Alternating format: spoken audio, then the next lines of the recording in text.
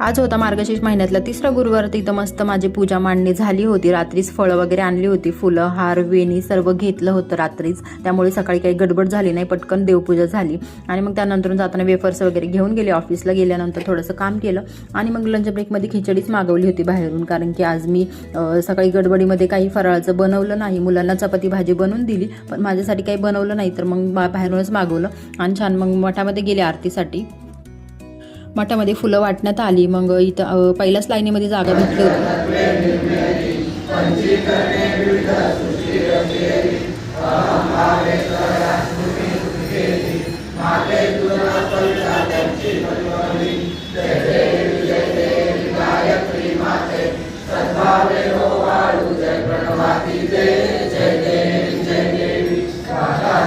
पहिल्याच लाईनीमध्ये उभी होते मी आणि स्वामींच्या फोटोकडे बघून माहिती नाही आरती सुरू असताना माझ्या डोळ्यात का पाणी येत होतं. तुमच्यासोबत असं होतं का मला कमेंट करून नक्की सांगा. त्यानंतर छान आरती वगैरे झाली आणि मग घरी आले. प्रसाद वगैरे घेतला मठामध्ये. मग घरी आल्यानंतर पण महालक्ष्मी पोथीचं वाचन करायचं होतं. आधी तर पोथीला हळदी कुंकू लावलं, त्यानंतर मी स्वतःला लावलं हळदी कुंकू आणि छान पोथी वगैरे वाचून घेतली.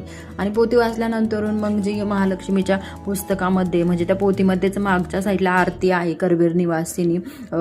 तर मग ती छान आरती वगैरे म्हणून घेतली. आणि मग आरती झाल्यानंतर मग इथं केळ्याचाच प्रसाद मुलाला सांगितलं वाटायला. मग त्याने छान प्रसाद वगैरे वाटला घरामध्ये. आणि त्यानंतर मग नैवेद्य वगैरे पण दाखवायचं होतं. तर नैवेद्यासाठी मी इथं वरण भात, मेथीची भाजी आणि केळ्याचं शिकरण केलं होतं. गोड पदार्थ काहीतरी हवा म्हणून केळ्याचं शिकरण केलं होतं आणि छोटीशी चपाती केली होती. आणि आमच्यासाठी भाकरी केल्या होत्या, कारण की आम्हाला संध्याकाळी सगळ्यांना भाकरीच आवडतात खाण्यासाठी. तर मग मस्त इथं नैवेद्य वगैरे दाखवून घेतला. आणि वाटाण्याची दुपारची भाजी होती, तर ती सुद्धा घेतली होती ताटात.